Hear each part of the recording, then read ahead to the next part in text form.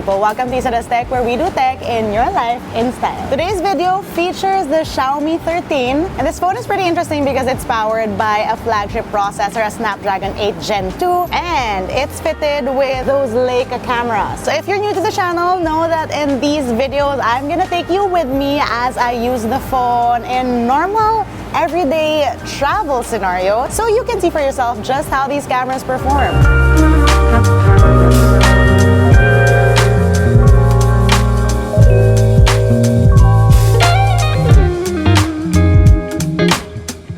First up is breakfast and coffee, because as you guys know, that's the most important meal of the day.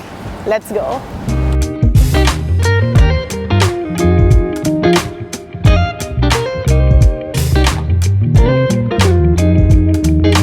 Like I mentioned, the thing about the Xiaomi 13 is that these cameras are co-engineered with Leica. That is a 54 effective 50 megapixel main shooter with an IMX800, a 10 megapixel telephoto, and a 12 megapixel wide. On top of that, what you just saw with the samples were the two looks that this phone lets you do. You have Leica Vibrant and Leica Authentic. And as you saw side by side, there is that little difference. So one's a little more vibrant, a little more punchy colors, and the authentic one looks a little bit like, I don't know how to explain it, like darker, dreamier, Leica-ish. You get the idea. I did get a chance to walk around yesterday and I took a few shots. I did all of that in Leica Vibrant, and here are some of the samples.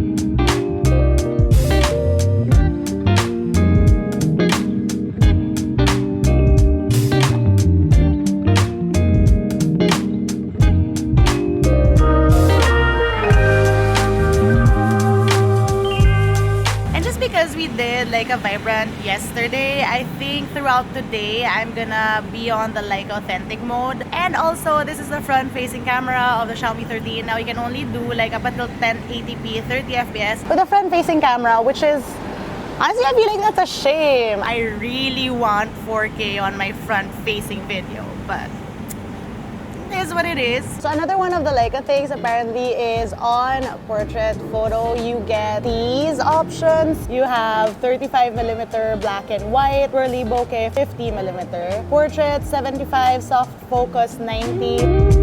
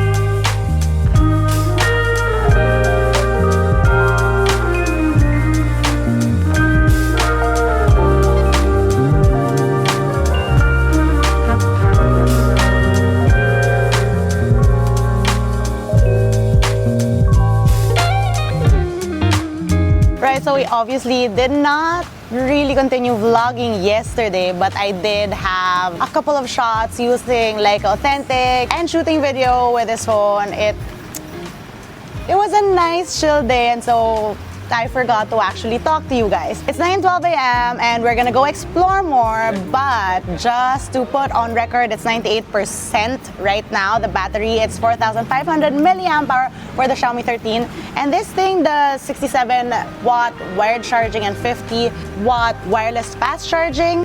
We're gonna see how the battery goes throughout the day. We point out that this phone looks really classy. Like, I don't know, it is a glass back, feels really nice in hand, although it can get a little smudgy. Also, you can see that the sides are pretty flat. I don't know, you guys, I like the other Xiaomi 13, the one with the curved screen, more. I'm still team curved screen, but yeah, anyway, let's go. Say hi to my friend, Sab. CJ, our model. Check.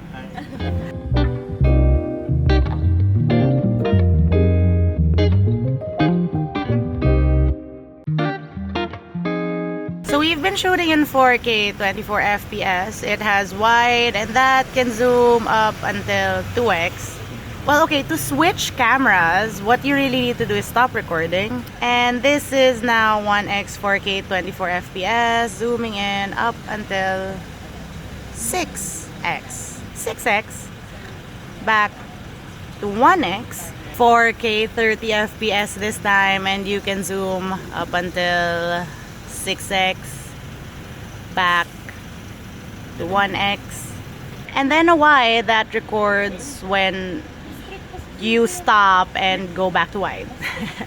There's also 4K 60 FPS, but this does only wide up until 6x as well. It doesn't revert, it does revert to 24 FPS or 30 FPS when you go back to wide. Now, interestingly, the rear cameras can shoot in 8K 24 FPS, and that's what you're watching right now, although it can shoot up until the limit of like 6 minutes. So, okay, a quick note, all the clips that I've shown you like from yesterday were all shot 4K 24 FPS, and we will be shooting 4K 24 FPS by default, but I was showing you the different resolutions that this phone is capable of. I'm not exporting it in all those different resolutions. I just like showing you guys how it looks, because some phones tend to like switch around how they tackle different resolutions or frame rates. Anyway, getting distracted, let's get to our next stop. Right now, walking into a temple and dressed for it.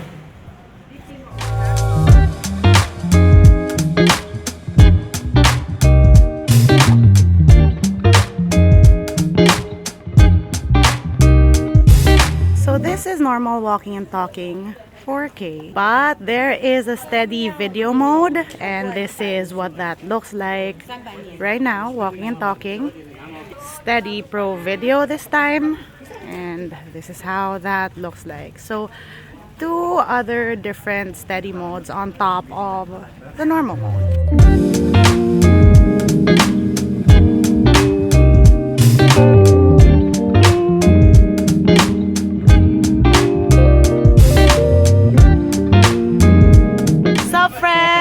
Let's go!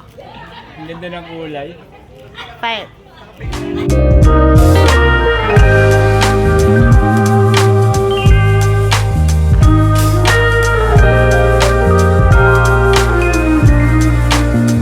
Okay, we're going on a boat.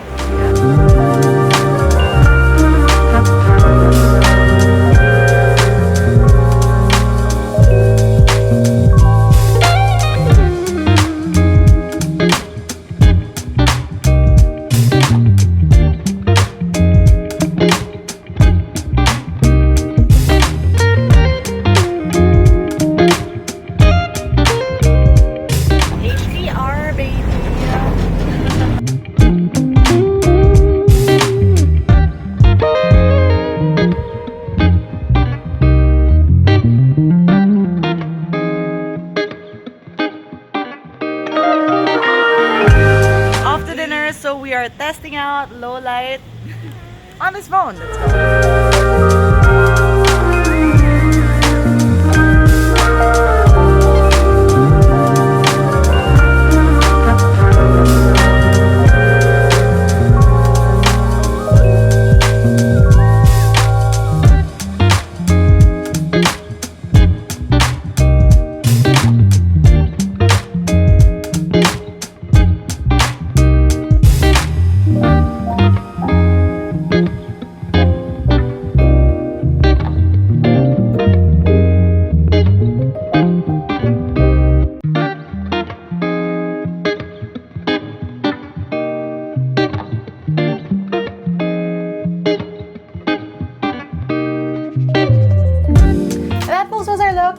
Xiaomi 13. Let me know how you think these cameras did. If that whole Leica partnership made a difference, comment down below. I am finally back home, but off to another adventure soon. So let me know which tech or which phones you'd like me to test out. If you want to see how I use my tech on a daily basis, find me online. That's LAZADA _ on Instagram, Twitter, and TikTok.